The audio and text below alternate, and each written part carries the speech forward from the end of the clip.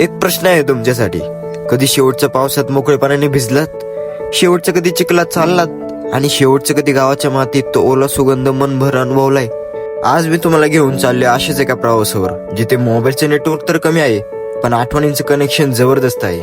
हा ब्लॉग शेवटपर्यंत नक्की बघा, कारण शेवटी असा एक क्षण आहे जो तुम्हालाही तुमच्या गावाची आठवण करून देईल. गावाकडे येण्याची मजा काय असते ना, हे फक्त गाव असलेल्यांनाच कळतं. आज मी माझ्या गावाकडे निघालेलो.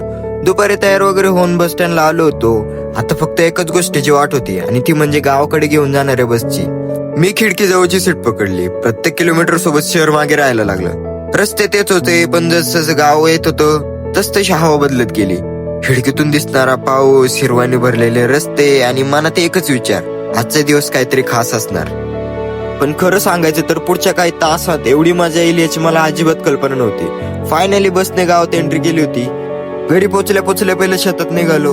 मोबाईल, टेन्शन आणि शहराचा गोंधळ सगळंच काही वेळेसाठी विसरून गेलो. कधी कधी निसर्ग बोलत नाही, पण तरी मनातलं सगळं ऐकून घेतो.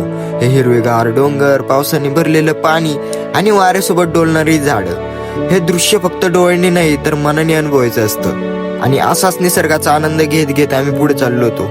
पुढे गेल्यावरती तसं लहानपणी करायचो तशीच छोटी छोटी खेकडे पकडायला सुरुवात केली. आमची माव तर इतकी धाडसी झाली, डायरेक्ट हात घालून खेकडे पकडत होती. लहानपणी आपण यांना दोरी बांधून पाळवायचो, किती मजा यायची ना. मी एंट्री केली मग आमच्या वावरात. आमचं भात तर लावून झालं होतं, पण हा चिखलात नाचण्याचा क्षण खूप दिवस अनुभवला नव्हता. आणि तसंच वावरात जाऊन मला खेकडं सुद्धा पकडायची होती. आणि वावरातून आल्यानंतर माझी चप्पल इतकी घाण झाली होती. आता म्हणलं पहिले हिला कुठेतरी नेऊन धुवू द्या. माऊ माझ्या आधी येऊन चप्पल धुवत होती. त्यानंतर मग मी सुद्धा माझी चप्पल धुतली, पण खूप सावधगिरीने, कारण खाली खूप शेवळ होतं. पाय घसरला की डायरेक्ट हेडशॉट.